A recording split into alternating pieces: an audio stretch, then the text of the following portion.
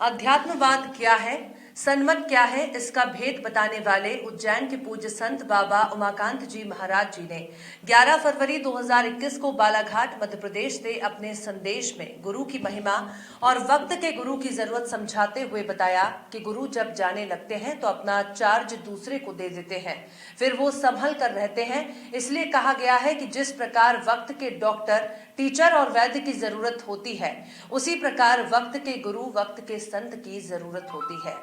आप अगर संत मत के लोग हो और सुने होगे सत्संग को, तो ये होता है जब जाने लगते हैं तो जैसे अधिकारी होते हैं चार्ज दूसरे को दे देते हैं अपना, ऐसे ही संत होते हैं तो चार्ज दूसरे को दे देते हैं। यह भी आपने सुना होगा कि काल के हाथ से जीव को अपने हाथ में ले लेते हैं और गुरु पद पर बांध देते हैं और शरीर छोड़कर चले जाते हैं, तो बराबर उस वक्त का जो उनका काम करने वाला होता है उसके पास प्रेरणा दे करके भेजते जाते हैं। एक के बाद दूसरा तीसरा एक दूसरे को चार्ज देता चला जाता है, तो संभाल करने वाले की जरूरत रहती है।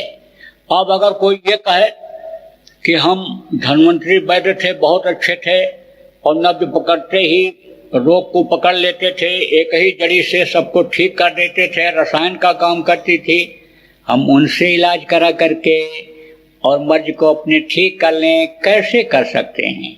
मौजूदा वैद्य के पास, मौजूदा डॉक्टर के पास जाना पड़ता है, मौजूदा अध्यापक के पास, शिक्षक के पास विद्या पढ़ने के लिए, अध्ययन के लिए जाना पड़ता है।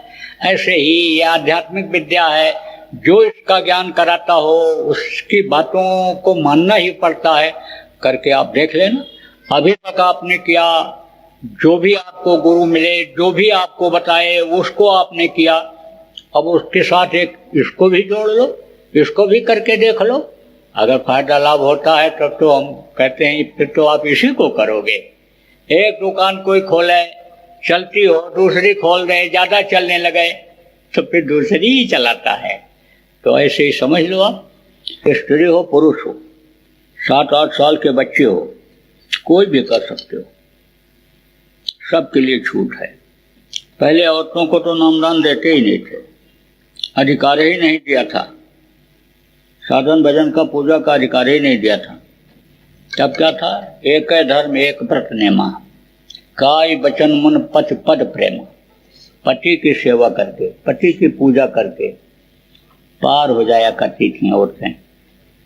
और अब पति अपने ही पार होने का नहीं कर पा रहा है, तो औरतों को क्या पार करेगा? इसलिए इधर करीब 700 वर्षों से संतों की दया औरतों पर भी बरसने लग गई, इनको भी नामदान मिलने लग गया और बहुत सी औरतें संत गति को प्राप्त कर लिया। संतों का काम तो नहीं करती हैं, किसी ने नहीं किया, वो तो पुरुष ही करते हैं, लेकिन गति को प्राप्त कर लिया। आप देखो, रानी इंदुमती कबीर साहब की शिष्या थी और सचखंड तक गई। वो देखा जब वहाँ साधना में ये बैठे हुए हैं और यही सृष्टि को चला रहे हैं, तब बोली, आप हमको मृतलोक में बता दिए होते कि मैं ही सब कुछ हूँ, तो मुझको इतनी मेहनत क्यों करनी पड़ती? तब उन्होंने कहा, तुझको विश्वास न होता, तुझको न विश्वास होता कि मनुष्य शरीर में भी इतनी शक्ति हो सकती है, और तू रानी भोग के लिए ही पैदा हुई, तू स्वर्ग वैकुंठ की आत्मा, तुझको वहां भेजा गया, सुख मिलेगा बगैर मेहनत के, तो तुम इसको समझती? तो तुझको मैंने रास्ता दिया, रास्ते पर चलाया और ला करके ये जलवा दिखाया। बोल तेरी मदद किया कि नहीं किया?